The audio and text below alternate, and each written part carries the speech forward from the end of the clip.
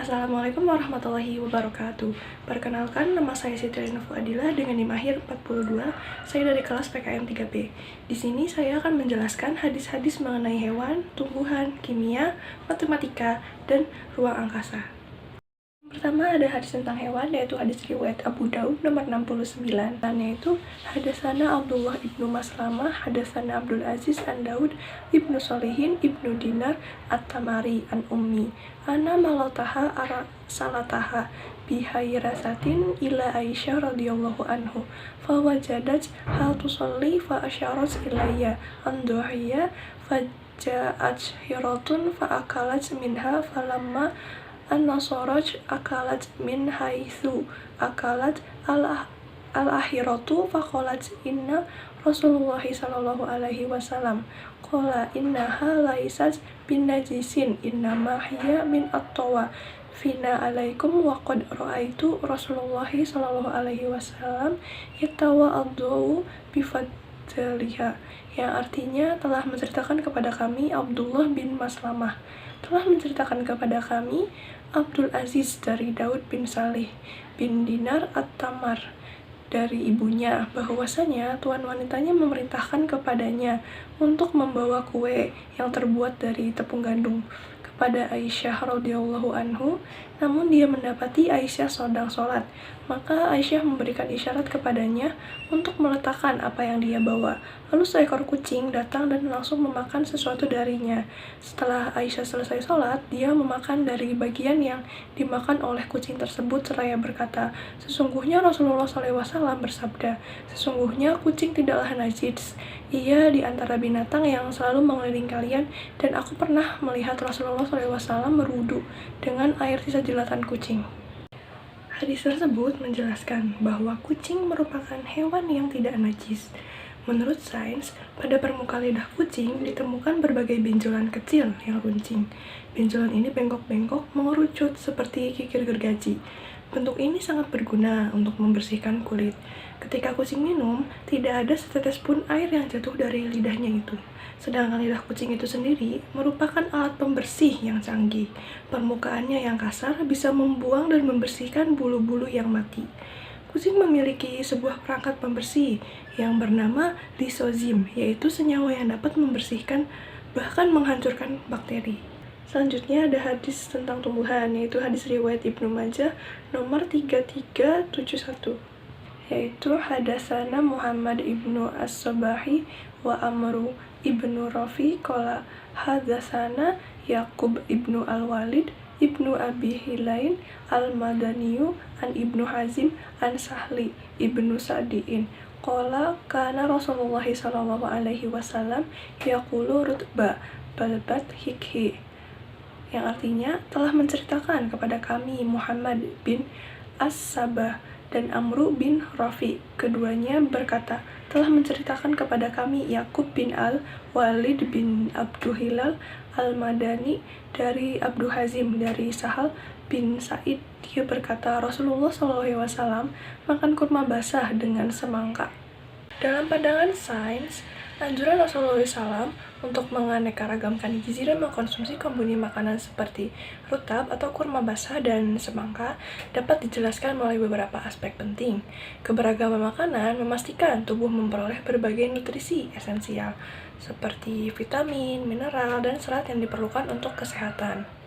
Selain itu, makanan memiliki sifat tertentu seperti panas dan dingin yang dapat saling melengkapi.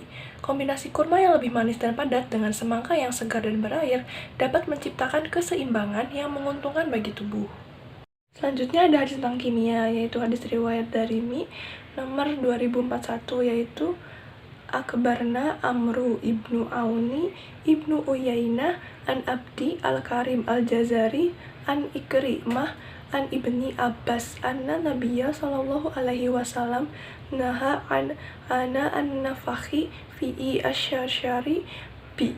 Artinya telah menggambarkan kepada kami Amr bin Aun dari Ibnu Uyainah, dari Abdul Karim Al-Jazari, dari Ikrimah, dari Ibnu Abbas bahwa Nabi Muhammad SAW melarang meniup air minum. Dalam perspektif kimia, larangan Nabi Muhammad SAW untuk meniup air minum dapat dianalisis dari beberapa sudut pandang yang berkaitan dengan kesehatan dan kontaminasi.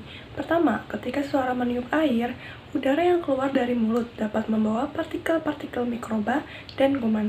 Mulut manusia mengandung berbagai jenis bakteri dan virus yang dapat mencemari air minum. Dari sudut pandang kimia, kontaminasi ini dapat mengubah komposisi mikrobiologis air yang berpotensi menyebabkan infeksi atau penyakit. Dengan demikian, larangan ini berfungsi sebagai langkah preventif untuk menjaga kualitas air yang dikonsumsi. Yang kedua, meniup air juga dapat menyebabkan perubahan fisik pada air itu sendiri. Ketika udara ditiupkan, tekanan dan suhu air dapat berubah, yang memungkinkan mempengaruhi kelarutan gas dalam air.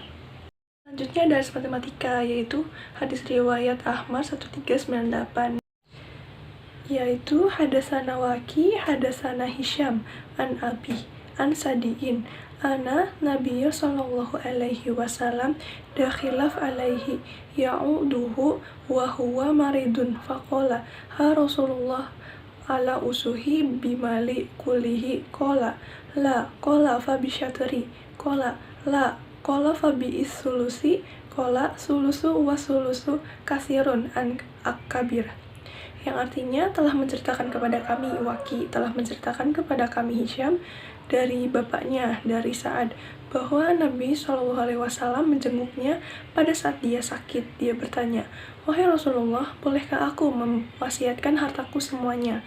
Beliau menjawab, "Jangan." Sa'ad bertanya lagi, "Bagaimana kalau setengah?" Beliau menjawab, "Jangan." Saat bertanya lagi, "Bagaimana jika sepertiga?" Rasulullah SAW menjawab, "Sepertiga." Ya, sepertiga itu banyak atau besar.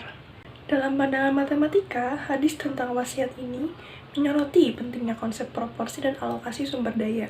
Rasulullah SAW menetapkan batasan bahwa wasiat tidak boleh melebihi sepertiga dari total harta yang dimiliki. Pembatasan ini mencerminkan prinsip proporsionalitas dalam pengelolaan harta yang bertujuan untuk menjaga keseimbangan antara keinginan untuk memberi dan kewajiban terhadap ahli waris. Pembatasan sepertiga ini juga menunjukkan pentingnya keadilan dalam distribusi harta. Dalam konteks ini, jika seseorang melebihi dari sepertiga, maka hak-hak ahli waris dapat terabaikan, yang dapat menyebabkan ketidakadilan. Selanjutnya ada tentang ruang angkasa, yaitu hadis riwayat Ahmad nomor 23556, yaitu hadasana Affan qala hadasana Al-Qasim ibnu Al-Fadli qala Al-Hasan qala Aisyah ya Rasulullahi yauma tubadalu al-aradu ghairal aradi was samatu ayyanna suqala inna hadza la sya'un masa'a lani anhu ahadun min ummati qoblaki an-nasu al-syirat, yang artinya telah menceritakan kepada kami Affan. Dia berkata telah menceritakan kepada kami Al-Qasim bin Al-Fadli. Dia berkata, Al-Hasan berkata, Aisyah berkata, "Wahai Rasulullah, ketika datang suatu hari di mana bumi tergantikan dengan bumi yang lain dan langit tergantikan dengan langit yang lain, di manakah manusia ketika itu?" Beliau bersabda, "Perkara ini tidak pernah ada seorang pun dari umatku yang bertanya kepadaku sebelummu." Manusia ketika itu berada di atas sirat atau jembatan. Dalam fisika dan kosmologi, kita dapat memahami bahwa alam semesta adalah entitas yang dinamis, di mana planet, bintang, dan galaksi mengalami pembentukan dan kehancuran. Pernyataan tentang bumi yang tergantikan mencerminkan bahwa perubahan signifikan dapat terjadi di tingkat kosmik. Meskipun dalam konteks hadis, perubahan ini bersifat total dan fundamental yang menandakan kekuasaan Allah. Keadaan manusia yang berada di atas sirat atau jembatan menyoroti pentingnya bertanggungjawaban atas amal perbuatan. Hadis ini mengingatkan kita bahwa di akhirat, setiap individu akan menghadapi evaluasi terhadap tindakan yang dilakukan selama di dunia. Hal ini mendorong kesadaran akan dampak dari setiap keputusan yang diambil. Sekian video dari saya, terima kasih atas perhatiannya. Mohon maaf apabila ada kesalahan. Wassalamualaikum warahmatullahi wabarakatuh.